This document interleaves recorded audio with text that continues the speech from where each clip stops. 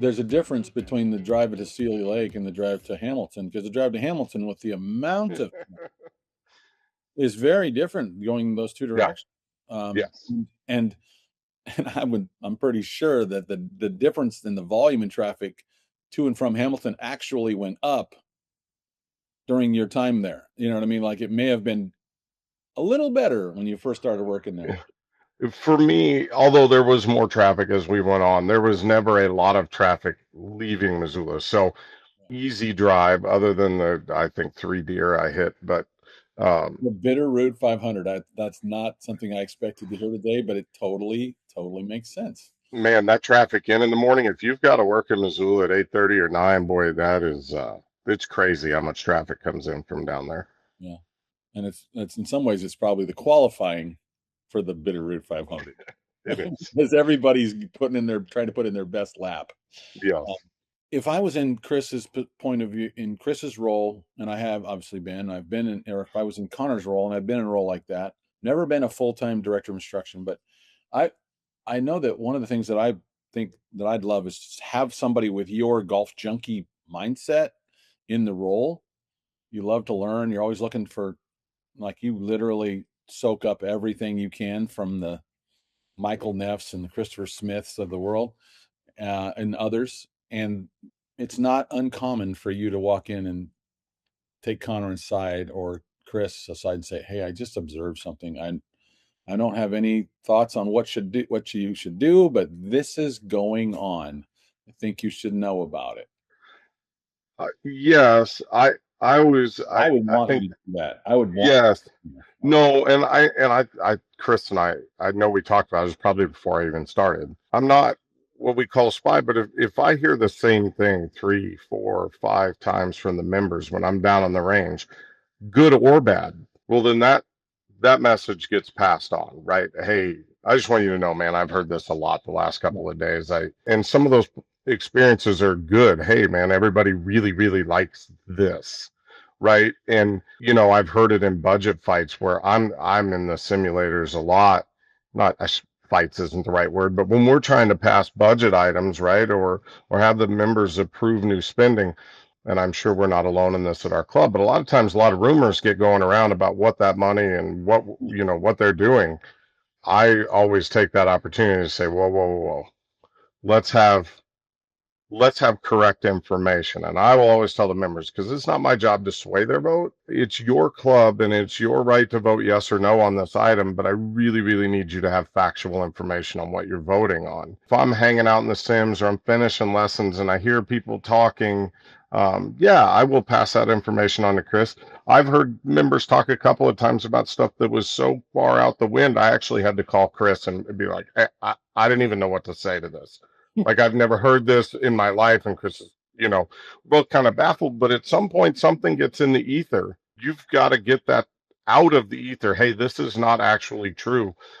So I think from that standpoint, the three of us, because we have known each other for 25 years, all of us, the three of us, we have a great relationship where it's really easy to be, even fire off a quick test. Hey, I've heard this, Mr. Jones has said this, and this is now the third time. I have no idea what he's talking about. Or, hey, we need to put, whatever. We need to fix this situation. Or it definitely helps. And I just, it's funny how I've had a few times where people are like, I don't know if I'd want, they'll literally sort of be like, I don't know if I'd want that because he might come and take my job. It's like, actually, the guy actually or a gal actually loves to teach so much. And I always ask it. One of my favorite questions that I would, if you were coming to me and saying, hey, I'm thinking about doing this deal, I think, which you didn't do. And I'm not, it was kind of baked by the time I heard about it. And Chris was over the moon about it. That's when he called me to tell me, like,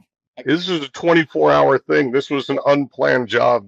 But it was kind of baked. It was already in the oven, so to speak. And you guys were sort of figuring out the details. Sometimes people are like, I'm thinking about going after this opportunity. What do you think? And one of my favorite sort of litmus test questions, I don't know how I came up with this in like 2013. And it made sense because somebody was like, they gave me an answer that I was like, I don't know. And it'd be like, remember that feeling of when you hit ball 890 and you just flush that 7-iron, and you actually probably looked around for Bob. Like, I wish Bob had seen me do that. And Mm-hmm. Bob would probably say, yeah, I wish I was there because I wanted to experience that with you.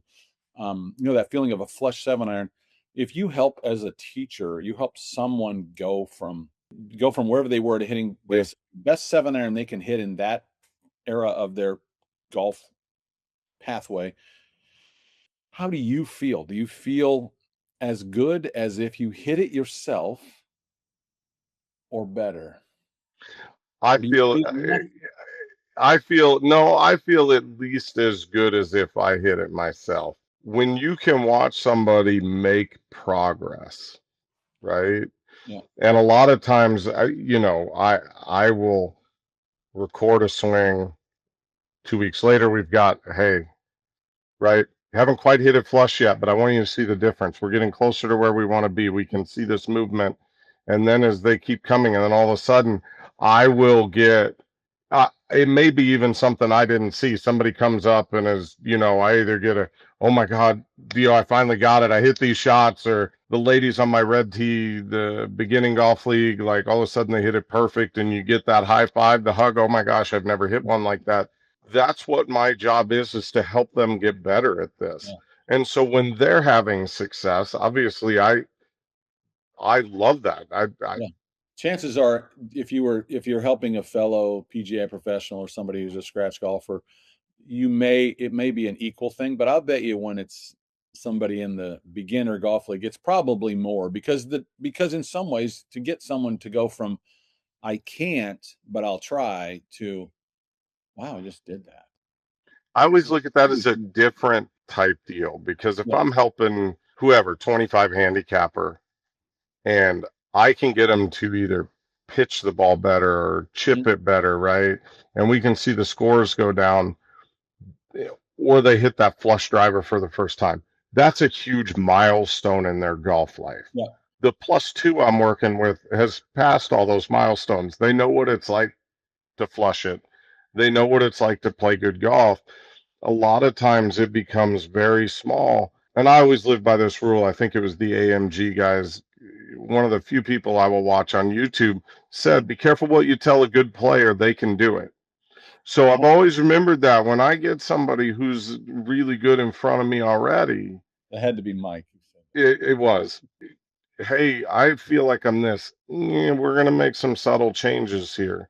Yeah. Because if I can give an over exaggeration to a 25 handicap and I can then reel them in, I give an over an exaggeration to a golf professional, a good player, a plus handicap. Well, they're going to do it. And then I'm going to look like an idiot because they're going to hit it worse. A lot of times it's playing psychologist. It's being able to pick out the right little subtle thing that will change that impact position 3 steps later. And it's a different kind of satisfaction because you're putting together a different puzzle You on made a me good realize player. who said that hook it from the center of the face. Mm-hmm. Manuel de la Torre said that. Mm-hmm. A very good player. Yeah. And the guy was the pro who said that was at the Western Washington Teaching Coaching Summit last week. And he said that I quickly realized, like you did with Verulis, not quickly, but I realized that Mm-hmm. I'm hitting a lot of balls trying to do that, that you can't actually hook it if you hit it in the center. And the light bulb goes off. And so yeah, that's a powerful thing. The other thing that I think is interesting is there's a few people that I know you kind of run. I mean, you have lots of mentors, but there's a couple people that you sort of have in your close circle, and it's like if you haven't seen Tyler Sweet for a while, So I'm on the way to the mentoring I know, conference. I know, but you see him, and you spend time with him, and even though he's very anti 49ers and you're pretty anti Seahawks, like you guys are, but you see the world in a similar way, and you guys can. He's a golf junkie too, even though he's a director of golf operator all Mm-hmm. day. Ikley is another one. Jason Ikley is obviously a very much a teacher, and what's weird is he switched. You He know, switched roles. Yeah. but Yeah. that just goes to show you how much he loves that club. Is there anything you'd tell me about that you'd want to say, maybe people who've inspired you? And I'm just sort of I threw out those names, but maybe there's some others. Griff, we mentioned Griff. It's funny when you talk about kind of the mentors, especially I'll say early on in my life as a golf professional. I think when you get the level one books, back when I actually got a big box of books, I remember you have to go through, and obviously you have work activities and you need other golf pros to help you. And the first two golf professionals I called were Chris Nallen and Roger Wallace. I had no idea that Roger Wallace was, the godfather when I called him. He was the golf pro in Polson. I'm new to this. I'll never forget that when I called Chris, he said, "You're not reinventing the wheel, get it done." He goes, "You're not going to write anything that PGA National has never heard in their life. Your job is to get the books done," right? And I live by that because I finished, once I got to level one, it took me 11 months to finish all three. When I talked to Roger, when I talked to Chris, when I talked to Skip, Coppervik at the club, they never said no to me, right? They didn't know me from Adam when I called them. I was a new assistant and new associate. So I've always remembered the way they treated me whenever I was new in the business. And our chapter is we're a small chapter and close knit, but I get asked a lot, hey, can I come watch you teach a lesson? Can I, whether it's for their books or not, right? For young associates. Hey, can you help me do this? Hey, I've got this. I'll never say no. First time in the boardroom, I've had the privilege when I got elected as a chapter officer the first time right after I got my Class A.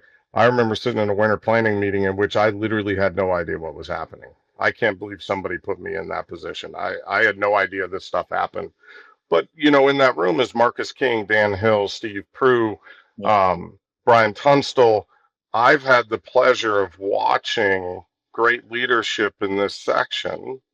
The second time around, it was Greg Manley, right?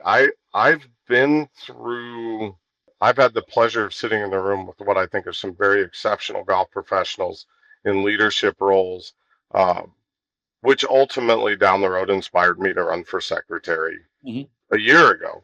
I'm sure if I tried to list the people that I have had the pleasure of learning from, I would miss half of them because there are a lot in this chapter alone. I still have a close network of friends around here that we will, talk about. Scott Longnecker, Chad Carlson, Ryan Mulvey, Jason Latola, all these guys that I kind of grew up in the business with. We're still great friends to this day. We still hang out when we're on the road together. Still, that has just branched out for me over the years, being in the section boardroom and having the pleasure to literally listen to some of the best golf professionals in the Northwest, watch how they lead, watch the way they think, how they operate. So it's had a great influence on me for sure over the years. I would say something you just hit on that I think is maybe it's just because we have the mentoring outreach, we have the information for the associates to reach out. And what you did is actually I didn't know any different, I didn't know any better. Is actually good advice. I think that's actually something if we had a young associate, let's say Race, and he didn't have you and Nowlin and Connor around to mentor him, which happens sometimes. Mm-hmm. You stick out your hand at the meeting, reach out to people, find out, who is in leadership and reach out to those people. And then, but the big part is that's just step one. Step two is actually showing the initiative beyond that, because I do know from my perspective, like, you're always willing to help, but let's say I reached out to you and then I sort of don't follow through. You're not gonna like chase me down and go, "Hey man, didn't you want help? I thought you wanted help," because you're busy. And it's not because you don't care, but it's just like you want someone to kind of show equal amount of investment in this relationship and in the learning, the same as the students. Like, I'm not gonna, I'm sure you've had times where you tell a student, at some point you're gonna have to play and practice if you want to get better. Yes. Right. Well, and I think though it's interesting for me when it comes to associates because I've had my fair share of assistants work for me over the years, and now obviously shouldn't say obviously, we have 3 assistants at the club, and there are still assistants that I have worked for me that are still there. I will give them that kick in the ass. Hey, you said you wanted to do this. Here's my schedule. Make it happen. Or, um, I Bryce Reed down in Hamilton, who I started coaching when I think he was 11, and is now an assistant golf pro. Um, he him and I will go back and forth, and he'll ask about teaching. He's firing through level 2, I think, at this point, and hey, I got a lesson at this time. Ooh, you better make this one work because I might be leaving town. I Yeah. reach out because I want them to be successful. Yeah. At some point, they have to put pencil to paper and do the Yeah. work. And you have an investment in him since you've known him since Mm-hmm, he was 11. But mm-hmm, what I'm actually thinking about too is that person where you said you reached out to Roger mm-hmm, Wall, the Godfather, not knowing, and him not knowing yeah. who you were, and like he took the call and he spoke with you, and if you'd never followed up again, that would be on you. That is on me, Yeah. right? And there is that time, right? I mean, I have associates in the past reach out, hey, can I come do a lesson? Or, whatever it may be in their books when I was an operator that I could help them with. If they didn't follow up, I may not even have your phone number, right? Like Yeah. that may be disappointing for me, and I may see them, hopefully I see them later on and ask, but I'm not calling them back, right? Yeah. Um, I love that over the last, we'll say 10 years, we've seen this real shift in emphasis in mentorship, not just at a section level, but even now at our chapter level. We do a mentorship day at the club that we've started based off the mentoring conference that the section holds. Um, so I think there's been this real shift that we are, not that golf pros wouldn't help, because I never had one tell me no when I asked for Yeah. help, that we're now making it a point for us to do this and not just, oh yeah, we wouldn't say no, right? We're actively trying to help mentor these young associates and get them not just better jobs, get them through the program, give them better ideas on how to be better at their job.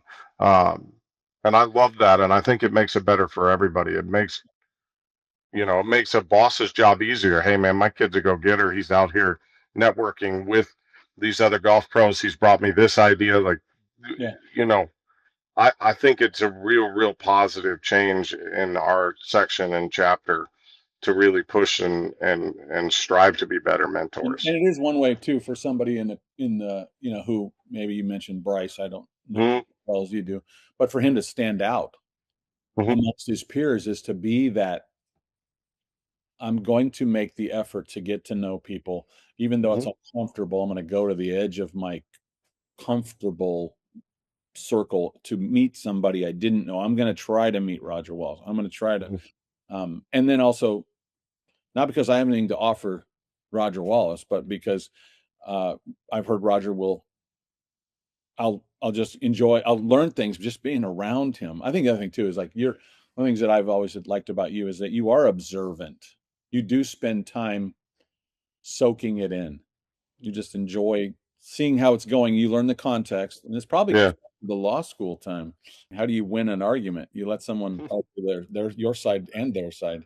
I think, and I will say this all the time because we talk about ideas to have for educations. I'll volunteer to do a club fitting one or a teaching one. But honestly, what I love most about those kinds of conversations is I can get the ball rolling, but then when you get 15 golf pros essentially having a cracker barrel, but going back and forth, sharing their thoughts and ideas and without judgment, hey, this really works for me. We get so much more out of it listening to what I can't even begin to describe probably how many ideas I have stolen from other golf pros sitting around the room talking over the years. And hopefully they've done the same for me. But to me, that's the best education. It's the best learning is to have a bunch of golf pros in the room talking about what they do. And regardless of subject matter, I think it makes us all better. Though I think is really valuable, and again, that I want to highlight it if you don't mind. It is Mm-hmm. that without judgment or without my ego involved, because the tendency, if you're gonna be in that environment, is I'm one of 24 golf pros, and I want everybody to know, just to think. not know, but think that I'm the smartest person in this room. And if you're going to do that, if you have that attitude, you're just going to have people go, okay, Yeah. well, let's not invite that guy. No. That gal, right? Let's, as opposed to, oh, that's interesting. And then, like you're saying, Harold Bluestein, I'm sure you remember him, Mm-hmm. said Oh yeah. amateurs borrow and professionals steal. And then there's I another new acronym called ROAD, rip off and duplicate. Well, Harold was right. And one of the things like that I'll tell associates there, or really anybody, you don't have to be an associate. I don't ever want to be the smartest guy in the room. That's a Marcus Yeah, King. yeah, it's a Marcus King. I just straight from Marcus. I don't ever want to be the smartest guy in the room. Be a lifelong learner. And someone you may, especially when it comes to teaching, we see this crap online all the time. But somebody will put something out there, and the first instinct for a lot of golf pros is to go, "That's the dumbest thing I've ever heard. That's not how this works." And that always bothers me because you may not like the way they think the club should move for whatever reason. But at some point, you might have a student in front of you who really needs that piece of advice, right? That gave you a different way to communicate. And just because you don't think that's a great way to teach or that's a great way to swing the club, okay, but you got another arrow in the quiver, right? Somebody may need that piece of advice, and who are you to tell somebody else they're doing it wrong? What if if they're having success? I think our job as teachers, our job as golf pros is to figure out why it works. And somebody may say it the same thing as me, but in a completely different way. And, a lot of times our gut instinct is to go, well, that's dumb. I'm smarter than you. I already knew. And as I get wiser, I'm always like, ooh, that's really interesting. I may have to use that at some point. That was a really interesting way to say that. That's not the way I phrase it. But now when I've got a student in front of me and they're not understanding the way I want it, oh, you know what? I heard so and so say it like this, and the light bulb may go off for them. I I'm looking for different ways to communicate. And so I love listening to other teachers talk about what they're doing, even if that's not the way I would do it. It Yeah. it always triggers, hey, I've got that's another way for me to say it. The thing is that one of the modern things of late that's been, you remember the first time you saw Justin Rose following it or Alex Noren, and Hmm. literally you're like, what are you doing? You cannot hit it from there. And I don't want to hit it from there. I'm trying to change the feeling to shallow. And what does shallow mean? And I think that's too, the other thing too, is part of it is if you wanted to, you could talk, you and Adam Giesland, because you both teach for a living now. He's at Seattle Golf Club. You could talk about baseball terms, Hmm. and most of us PGA professionals be like, I have no idea what you mean by this grip. Even though it's been a long time ago, you still could Hmm. talk secret knowledge, I inside talk baseball all the time when I'm talking about the golf swing. terms, but you can do that with in front of other pros who don't Hmm. have that baseball background and have us go, I don't get it. I don't know what you're talking about. Give me what do you mean by that? But yeah, we do it all the time, like shallow. You think about, I'm shallow. To the average person, they're like, you're not in water. There's no puddle here. Like, what do you mean shallow? Well, Uh, I think the greatest thing is to be able to figure out a way. It might have been Butch who said it one time. If you can't say it like you're talking to a 6-year-old, you don't know it well enough, yeah, right? Just because I may be in a room of golf pros, not everybody has the same background I do, and I don't have the same background that other people that are teaching do. So I may hear somebody say it, and I'll have to take a step back. I don't understand what he means.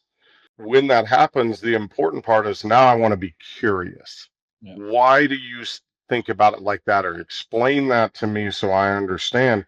Because I'm always looking for a different way to help my students. And contrary to what we may think, I am not the best at everything I do, and they don't always get.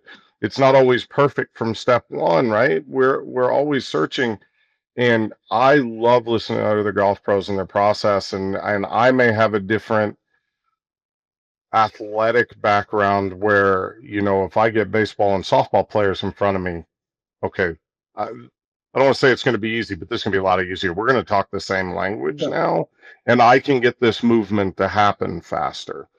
Somebody with a different background is going to have different success with different language and analogies. And so I just love listening to that process because everybody's different and it's so much fun. I can go listen to Sarah Griffin or Brian Thornton or Chris Smith, and I'm going to hear three different things, and they might all be trying to get the student to do the exact same thing. As we're wrapping up here, again, would say that one of the gold tokens that I would take from the conversation that I would hope other people might notice would be that you've hit the 51 range plus and not 15. And, there's the difference between that is, besides the haircut for myself, you don't have to act like you're the smartest person in the world. And it's not that, I'm admitting that I don't know that. It's actually I'm empowered by the fact that I can be curious. Mm-hmm. Because I do know enough to function, but I'd love to know more. So I'm okay with being curious and saying, I don't know that. Tell me more. Even if I'm to the point now, and I hope everybody, and again, this is one of the great things about serving in the boardroom, especially with people like Marcus, who's always curious, is, hey man, I really do think I know, but I really want to hear your process. Like, I'm really curious to hear how you get here. I'm happy to admit I don't know. I'll go to any education in which Michael Neff is talking. Yeah. Because I'm always going to learn something. Yeah. And actually, it's the same thing as Marcus King. Like, that's why he's always curious. He loves to hear what other people think. Other people think, yeah. And I love that interaction or listening to him talk about it, because then I can take what we'll consider technical knowledge and I can then figure out a way, okay, how do I say it to my 21 handicap, 55-year-old woman on the range who's not going to speak that language with me right now? How do I explain this like I'm explaining it to my 12-year-old daughter that they can understand? And so that I always think is sort of the art of teaching.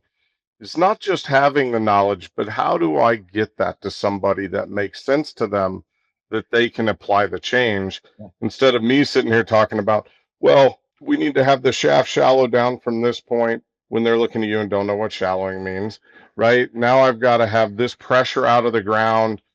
Okay, they don't know what you're talking about, right? How do I make this where they understand it? I don't have to prove I'm the smartest person. That, well, we need to have these ground reaction forces come out of the left leg at this time, right? I know that's what happens, but I can't explain it like that. I have to find a way to get that across. Also, they may not need it. If they're not Nick Faldo or somebody like that, that doesn't do them any good. No. Well, diagnosing is the first art of teaching, right? Where's my low-hanging fruit? What's the cause of the problem? Yeah. If I fix this initial cause, do I clean up three things that happen down the road? Right? That's the art form of teaching, is you got to pick the one that's going to make the biggest change the fastest. It's fun. It's putting a puzzle together. I'm sure we could talk for another hour. No, we could. But I actually have to go teach some lessons. Yeah. So really cool. Thank you again for making time. And again, thank you for your service multiple times in the Western Montana chapter. There's a lot of things you guys do in that chapter that's done very well. So I admire you guys for that. So, and you're definitely part of that leadership. Thank you again for your time. Thanks for having me.